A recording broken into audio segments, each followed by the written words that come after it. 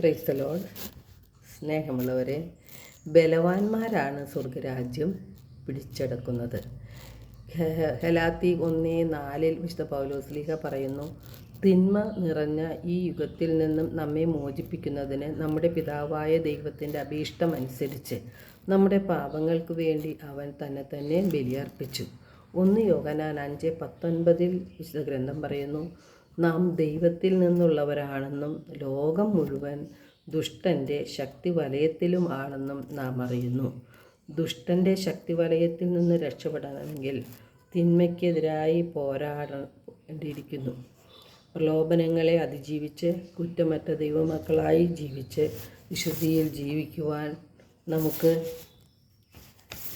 ദൈവത്തിൻ്റെ വചനം ആവശ്യമാണ്. എഫേസ്യർ 6:10-17 വരെയുള്ള തിരുവചനങ്ങളിലൂടെ വിശുദ്ധ പൗലോസ്ലീഹ പറയുന്നു, സാത്താൻ്റെ കുടില തന്ത്രങ്ങളെ എതിർത്ത് നിൽക്കാൻ ദൈവത്തിൻ്റെ എല്ലാ ആയുധങ്ങളും ധരിക്കുവിൻ.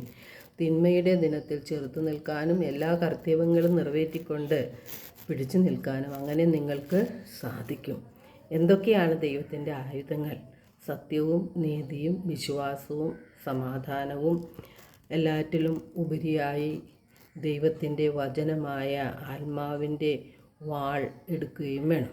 ആത്മാവിൻ്റെ വാൾ ദൈവത്തിൻ്റെ വചനമാണ്.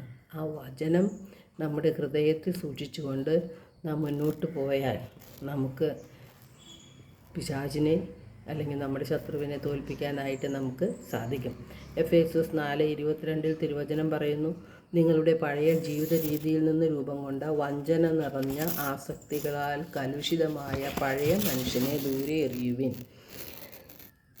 നിങ്ങളുടെ മനസ്സിൻ്റെ ചൈതന്യത്താൽ നിങ്ങൾ നവീകരിക്കപ്പെടട്ടെ. നാം ബലം ഉപയോഗിച്ച് പഴയ മനുഷ്യനെ ദൂരെ എറിയുവാനായിട്ട് നമുക്ക് സാധിക്കണം. നമ്മുടെ ഈ ഹൃദയത്തെ, നമ്മുടെ ചിന്തകളെ, നമ്മുടെ മനോഭാവങ്ങളെ, നമ്മുടെ പ്രവർത്തന രീതികളെ എല്ലാം വിശുദ്ധീകരിച്ച് കൊണ്ടുവന്നാൽ മാത്രമേ നാം ദൈവത്തോടൊപ്പം ജീവിക്കാനുള്ള അർഹത നേടുകയുള്ളൂ. തിന്മ നിറഞ്ഞ ലോകത്തിൽ വിശുദ്ധിയിൽ ജീവിക്കുവാൻ വേണ്ടത് ദൈവത്തിൻ്റെ വചനമാണ്.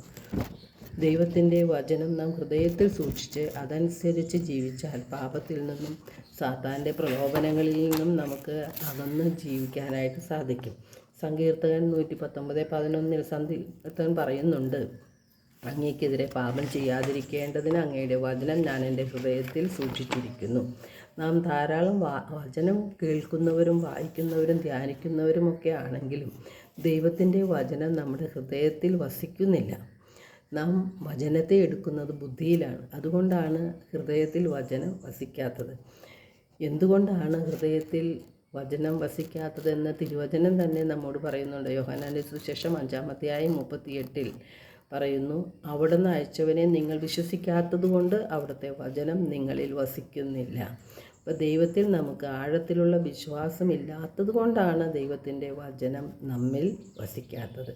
വിശ്വാസം കൂടാതെ നമുക്ക് ദൈവത്തെ പ്രസാദിപ്പിക്കുവാൻ സാധിക്കുകയില്ല. നമുക്ക് വിശ്വാസത്തോടും എളിമയോടും കൂടെ ദൈവത്തിൻ്റെ വചനങ്ങൾ ഹൃദയത്തിൽ സ്വീകരിച്ച് അതനുസരിച്ച് ജീവിക്കാനായിട്ട് പരിശ്രമിക്കാം. എല്ലാവരെയും ദൈവം സമൃദ്ധമായി അനുഗ്രഹിക്കും.